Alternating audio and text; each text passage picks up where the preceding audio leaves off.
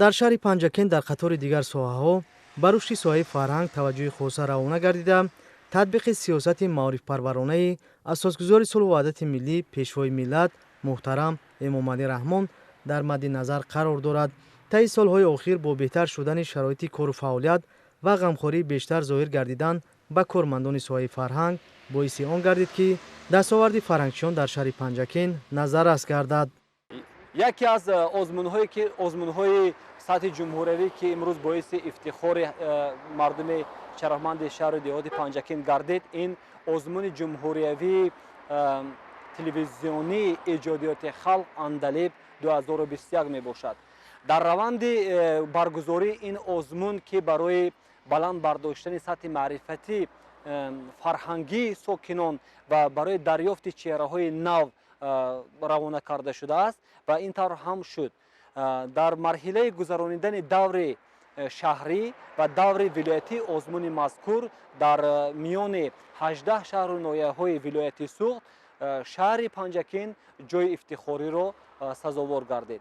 дар марҳилаи ҷумҳуриявӣ ин озмун иштирок карданд.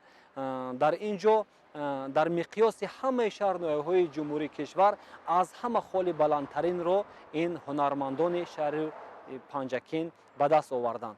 ва ҳайати ҳакамон ва вазири фарҳанги ҷумҳурии Тоҷикистон ба хулоса омаданд ки се марҳилаи ҷойҳои ифтихорӣ буд: ҷойи аввал, ҷойи дуюм, ҷойи сеюм ва аз ҳама зенаи баландтарин ин шоҳҷоиза буд.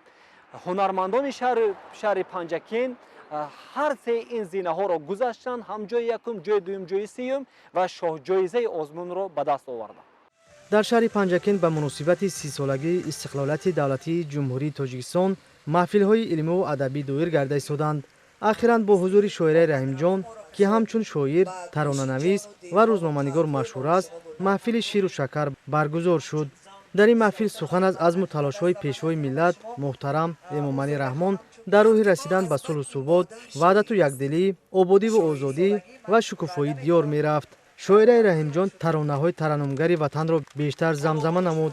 меҳмонон аз хориҷи кишвар низ дар ин маҳфил ҳузур доштанд ва бо ифтихору қаноатмандӣ васфи Тоҷикистони биштосоро менамуданд.